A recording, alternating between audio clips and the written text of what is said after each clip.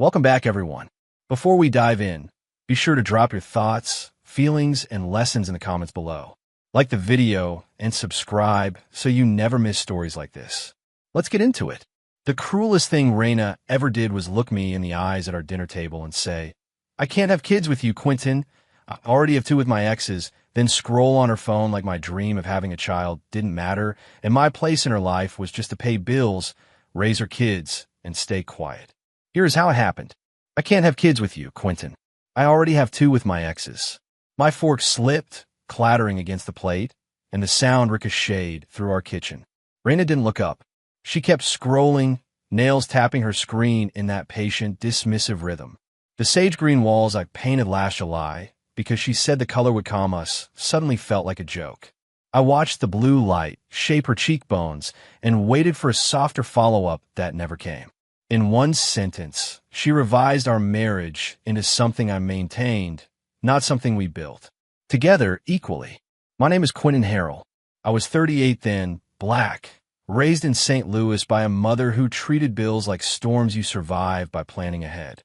I carried that discipline into my job as a senior accountant for a supply company in Charlotte. I liked clean ledgers, early mornings, and routes. I drove a 2012 Honda Accord, kept the service log in the glove box, and folded shirts by color because clutter made my thoughts loud. I've been married to Raina for 3 years, and I've been a father figure to her 2 children for just as long. We lived in a beige 2-story near Steel Creek, close enough to hear the morning buses and far enough to pretend we had quiet. In winter, wind pushed at the back door. In summer, cicadas stitched a loud seam through the evenings. Raina picked the furniture, sleek and modern, and I assembled it, tightening bolts until my wrists ached. She could soften in public and sharpen at home. When she wanted control without a fight, she tapped her nails against whatever surface was nearest, phone glass, countertop, even the steering wheel, until the room surrendered. I noticed stayed quiet. I met her in Atlanta under studio lights, on a reality dating show built around single parents searching for second chances. I was not a parent. I was 34, newly promoted, and convinced my life was a neat spreadsheet missing one vital column. Raina walked out in a red dress and smiled like she had never doubted herself. When the host asked how many children she had, she said, 2, and the audience applauded as if honesty deserved confetti. She added, "They have different fathers, but I want one partner." I pressed my buzzer, the only man who did. After filming, she called every evening for a week, always at 8:10, with the television low behind her voice. She laughed easily, but she also asked pointed questions that sounded like care until they felt like inventory. Income, savings, credit score, whether I owned property, how quickly I could relocate. I labeled it responsibility. I called her direct maturity. My younger sister, Janelle, said Raina sounded efficient, not affectionate. I brushed it off because affection had never paid my rent, and I was tired of being alone. I wanted to be the man she chose, so I kept nodding. Nia was 8 when I met her, serious-eyed, always arranging crayons in rainbow order before she drew. Corbin was 6, talkative, with a habit of humming 3 notes when he felt nervous. Their fathers were names on calendars and occasional transfers, nothing more. Raina introduced me as Mr. Quentin and corrected them if they got too familiar, which I respected at first. I brought board games, took them to Freedom Park, learned teachers' names, and kept spare snacks in my car. The kids warmed to me slowly, and I mistook that slow trust for a permanent place. In it, we married in September 2022 at a lakeside venue outside Concord, under a sky that threatened rain and never delivered it. I paid for most of it, telling myself a ceremony was an investment in stability. 2 months earlier, I had bought our house alone, then added Raina to the deed after the wedding. She cried in the hallway, makeup smudging at the corners, and said she needed to feel safe. I signed because I wanted to be different from my father, the kind of man who stayed. Raina hugged me and whispered partner, and I believed her. That day, the pattern formed quietly. Raina handled conversations. I handled outcomes. If the water heater groaned, I scheduled the plumber. If her car needed tires, I paid, then apologized for being late to pick them up. She would say thank you in a bright tone, then pivot to the next need like gratitude was a brief pause between transactions. I worked overtime during quarterly close, and she called it our season, even though her schedule never changed. When Corbin's company rose, my savings shrank. I told myself that was what families did. I ignored what she carried. That was on me. Tuesdays were my cooking nights. I played old Miles Davis albums, diced onions too small, and lined spices in straight rows. Nia sat at the island, correcting my math aloud like she was supervising a mission. Corbin asked for stories about St. Louis winters and laughed when I described the ice cracking under boots. Raina usually arrived late, heels in hand, perfume sharp, and put her phone face down only long enough to eat. If I mentioned future plans, she smiled without committing, the way someone nods through a sales pitch. That smile carried me farther than it should have. Still, so when she said she was done having children, it did not land like a new decision. It landed like a verdict read aloud. I tried to keep my voice level. We talked about waiting, I said. We talked about timing. Raina pushed her chair back, the legs scraping the floor. I refinished myself. You talked, she corrected. You kept circling it. She carried her half-eaten plate to the sink and set it down with a hard clink. My body is done, she said. End of discussion. Then she left, and our bedroom door clicked shut, neat and final. I sat surrounded by proof of a life I financed and organized. Corbin's lunchbox waited by the fridge, packed with a sandwich cut into rectangles because triangles annoyed him. Nia's homework lay in a neat pile, my notes in the margins. Her water bottle rested by the sink with her name in marker.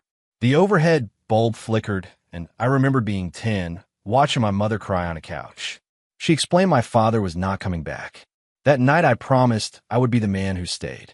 I kept that vow, but staying had started to feel like surrender. At 3:41 a.m., I sat in my office with the door shut, staring at the North Carolina court website. The house stayed quiet except for the furnace and my keyboard. I completed the divorce petition line by line, as methodical as I was at work. Petitioner, Quentin Isaiah Harrell. Respondent, Raina Patrice Harrell. Seeing our names separated into opposite boxes tightened my stomach. The reason field offered a dull phrase, irreconcilable differences. I wanted to type the real cause, but courts do not reward clarity. I printed the forms anyway, page after page, stacking like a controlled demolition. My phone buzzed with a message from Janelle, my sister. Did you talk to her? She wrote. I stared at the screen longer than necessary, then answered. She said no. I'm filing. The typing bubbles appeared, vanished, returned. Q, slow down, she sent. Give it time. I imagine her in her apartment in University City, hair wrapped, steeping, worrying in that way she had since we were kids. I've given it years. I typed. I can't keep shrinking.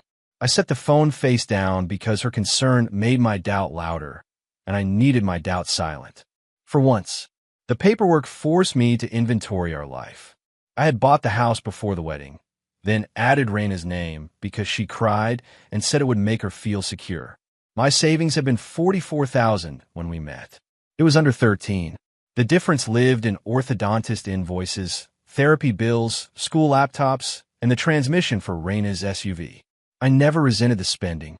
I resented the assumption. Raina spoke about our finances when she wanted something, and about your money when I asked for a plan. I paid to keep the household steady. Steadiness became my prison. I slid the signed pages into a manila envelope from the supply drawer, the same drawer where Nia's school photos hid behind sticky notes. I walked down the hallway, holding it like it carried gravity. Raina's door was closed. I listened, heard her breathing even, peaceful afterward. I opened the door when the hinge creaked and set the envelope beside her phone. I considered leaving a note, something gentle, but I had spent years sanding my feelings into shapes. I backed out, shut the door, and went to the guest room clothed. Sleep stayed away. Morning showed up on schedule. At 7:16 a.m., I made scrambled eggs because routine was what I trusted. Corbin sat at the table in his uniform, swinging his legs and humming his 3 nervous notes. Nia was upstairs fixing her hair, taking time the way teenagers do when they want control. The skillet hissed, and the toaster clicked. Then Raina's scream cut through the house. "Quentin!" Corbin froze with his fork midair. "Is Mom okay?" he asked. "She's fine," I told him, and my voice sounded steadier than my hands. I turned off the burner and waited for the storm to break in.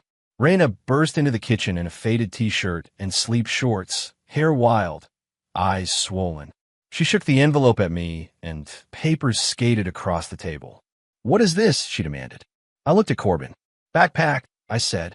He hesitated, then ran upstairs, footsteps thudding. When the sound vanished, the room tightened. "You're divorcing me?" she asked, voice cracking. I kept my tone even. "I'm ending this because you made my place clear."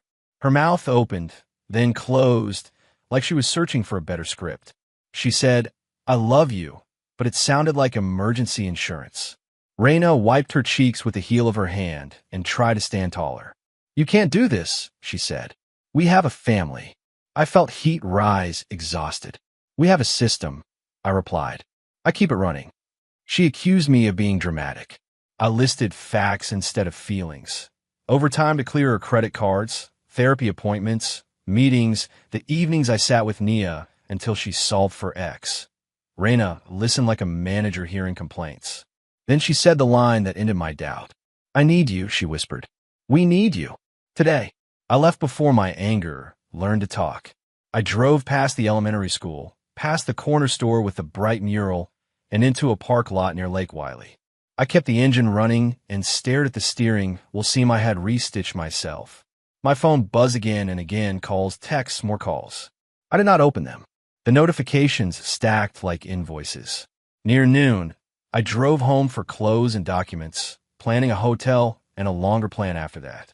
When I stepped inside, the air smelled stale, like someone had been crying for hours.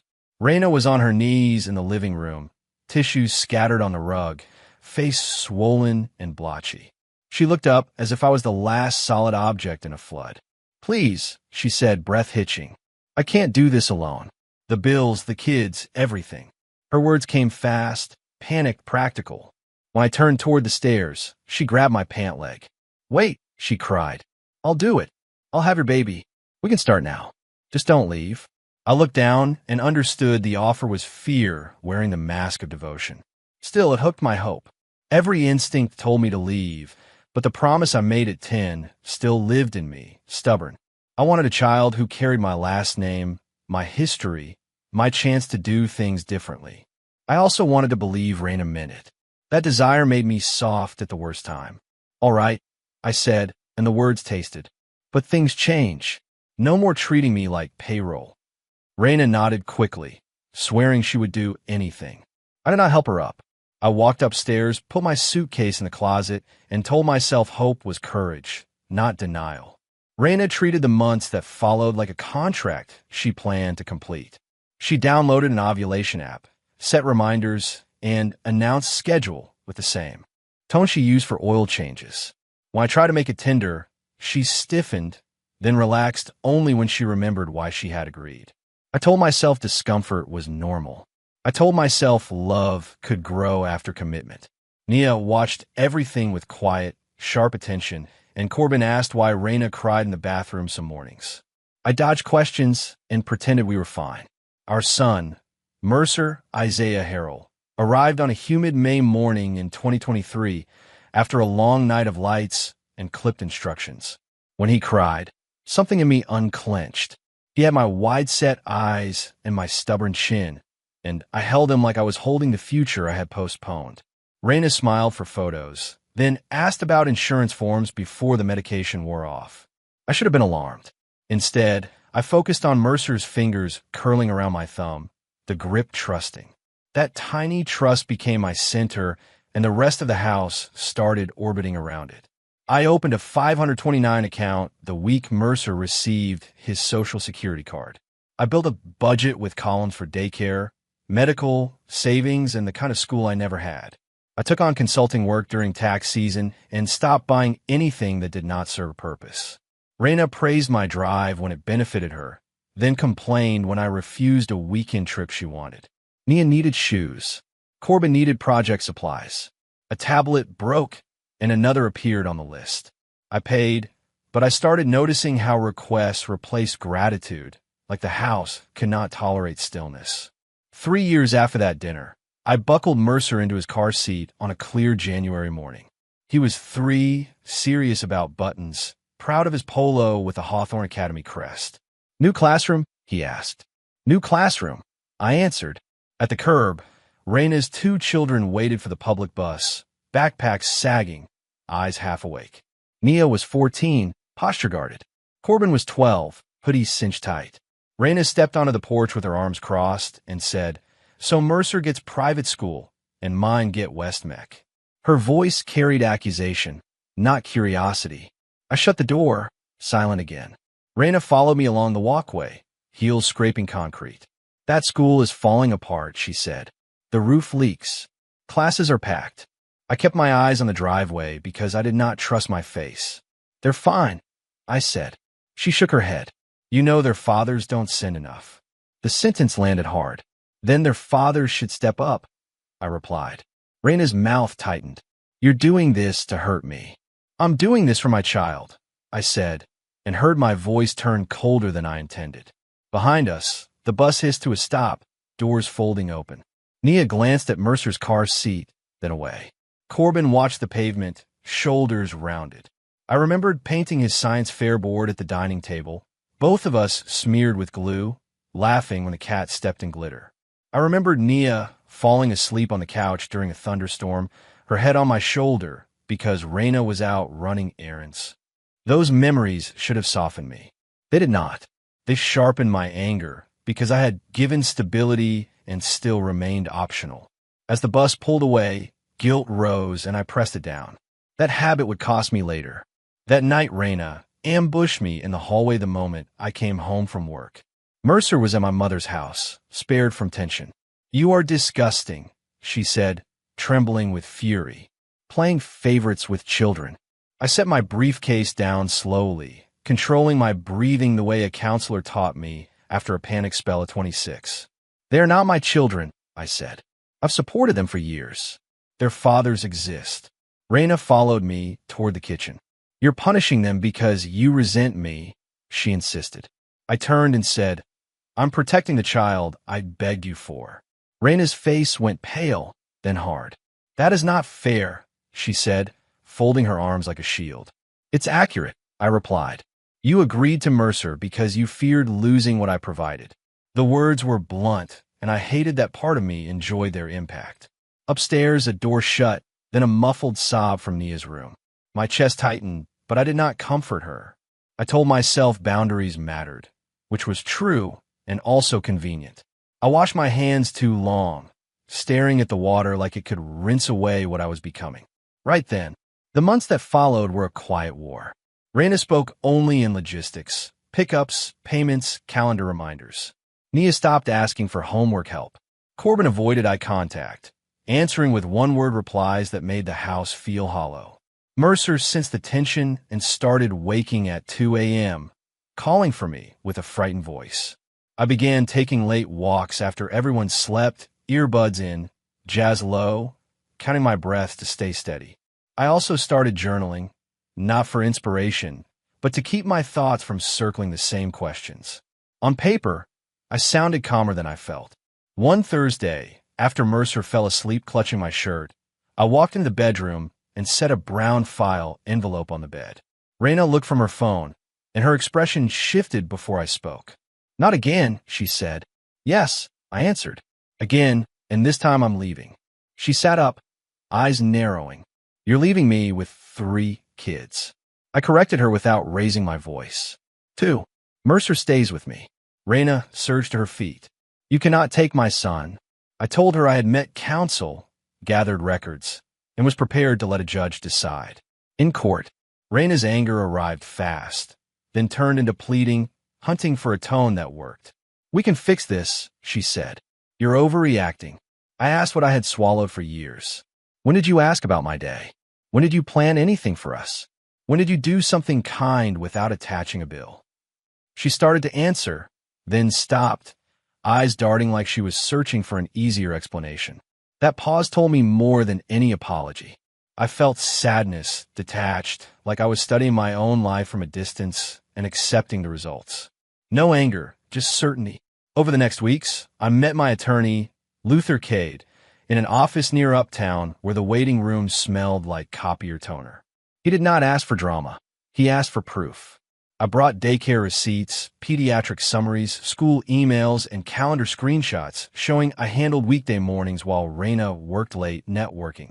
I hated turning care into exhibits, but I hated uncertainty more. Raina found legal aid and demanded joint custody, saying a mother deserved time.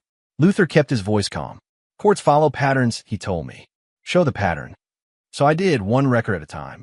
Court day arrived in late October, windy, the kind of weather that makes every building look tired. The security line moved slowly. Belts and keys landed in plastic trays. I sat on one side with Luther. Raina sat on the other with her attorney, jaw tight, eyes bright with rage. Judge Talley, silver-haired and blunt, read through our filings and asked questions that sounded simple but carried weight. Who handled daycare drop-off? Who attended appointments? Who arranged sick day coverage? I answered with records because feelings had not protected me before, and they would not protect Mercer now. When Raina's attorney requested joint physical custody, Judge Talley asked for evidence contradicting the records. The attorney spoke about motherhood and bonding. Judge Talley listened, then returned to the file. The pattern shows the father has been the consistent weekday caregiver and stable provider, she said. Then she read the order aloud. Primary physical custody of Mercer Isaiah Harrell to the father. Visitation to the mother on weekends, plus alternating holidays.